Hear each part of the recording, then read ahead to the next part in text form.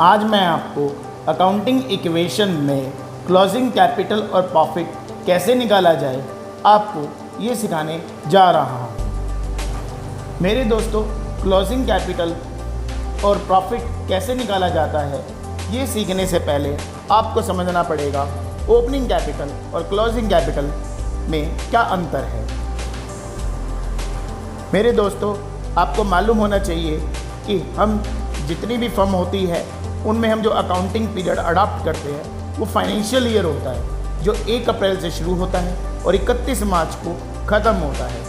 1 अप्रैल को जो हमारी कैपिटल है हम उसको बोलेंगे opening capital, capital as on April 1 या बिगिनिंग ऑफ फाइनेंशियल ईयर हम उसको कहेंगे ओपनिंग कैपिटल। और closing capital, capital as on March 31 end of financial year, at the end of financial year जो भी कैपिटल है वो हमारी कहलाएगी क्लोजिंग कैपिटल। अब हम सीखते हैं मेरे दोस्तों क्लोजिंग कैपिटल की कैलकुलेशन कैसे की जाए।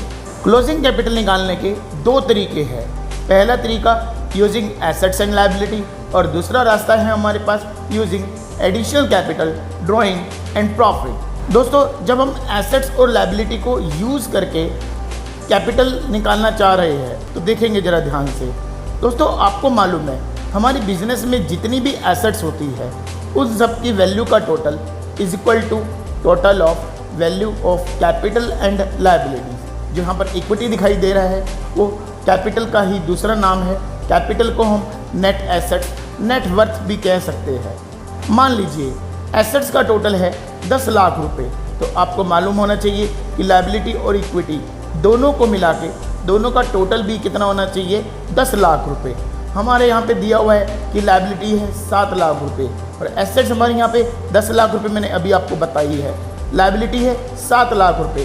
तो आप मेरे बच्चों, आप मुझे बताओ यहाँ पर कैपिटल कितनी होनी चाहिए, क्योंकि आपको मालूम है ना कि एसेट्स, कैपिटल और लायबिलिटी दोनों का टोटल है। तो कैपिटल हमारे यहाँ पे कितनी होगी? बिल्कुल आपने सही जवाब दिया, हमारी कैपिटल यहाँ पे होगी 3 लाख रुपए। तो मेरे दोस्तों, कैपिटल निकालने का क्या तरीका हुआ, बिजनेस की जितनी भी एसेट्स होती है हम उसमें से माइनस कर देते हैं बिजनेस की आउटसाइड लायबिलिटी। तो एक बात का आपने ज़रूर ध्यान रखना, अगर आप निकालना चाहते हैं ओपनिंग कैपिटल तो opening assets minus opening liability होगा। अगर आप निकालना चाहते हैं क्लोजिंग कैपिटल तो closing assets minus closing liability होगा। तो मेरे दोस्तों, क्लोजिंग कैपिटल निकालने का तरीका हो गया। तो मेरे दोस्तों, क्लोजिंग कैपिटल निकालने का तरीका हुआ closing assets minus closing liability. अब हम सीखते हैं, अगर क्वेश्चन में एडिशनल कैपिटल गिवन है, ड्राइंग गिवन है और प्रॉफिट गिवन है तो हम क्लोजिंग कैपिटल कैसे निकालेंगे। तो मेरे दोस्तों ध्यान से देखेंगे, closing capital is equal to, एक एज्यूम कीजिए एक व्यापारी है, शुरू में उसने 2 लाख रुपए कैपिटल लगाई, that is called opening capital. अब जैसे जैसे वो अकाउंटिंग पीरियड शुरू हुआ उसके बीच में उसने अपने बिजनेस को बढ़ता देखे उसने और कैपिटल इंट्रोड्यूस कर दी, जिसको हम कहेंगे एडिशनल कैपिटल। मान लीजिए वो कैपिटल है 50,000, पहले उसने लगाई थी 2 लाख रुपए, अब उसने लगा दी और 50,000, तो कुल मिलाकर कैपिटल हो गई 2,50,000 रुपये।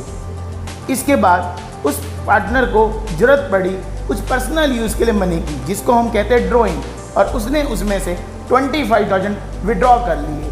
तो 2 लाख उसने पहले कैपिटल लगाई थी, 50,000 रुपीज़ उसने और लगाई, 2,50,000 और माइनस आप इसमें से कर देंगे जितनी उसने ड्राइंग की है, और फर्म में उसने जो प्रॉफिट कमाया है उसको हम ऐड कर देंगे।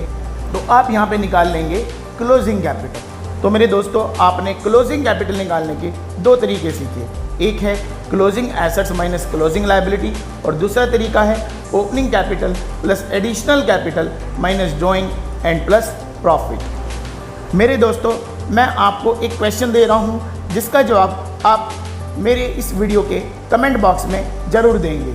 तो देखेंगे ज़रा, Mohan started A business on 1 April 2014 with A capital of ₹25,000। फिर during 2014-15 he had introduced additional capital of ₹12,500. Then withdraw ₹7,500 for personal use and profit earn by Mohan is ₹12,500। मेरे दोस्तों, अब आपने इस क्वेश्चन से क्लोजिंग कैपिटल निकालनी है। जो भी आंसर आपका आता है प्लीज़ आप मेरे इस कमेंट बॉक्स में जरूर दीजिएगा। थैंक यू मेरे दोस्त, मेरी इस वीडियो को देखने के लिए। प्लीज़ मेरी इस वीडियो को लाइक कीजिए और ज़्यादा से ज़्यादा अपने फ्रेंड्स के साथ शेयर कीजिए।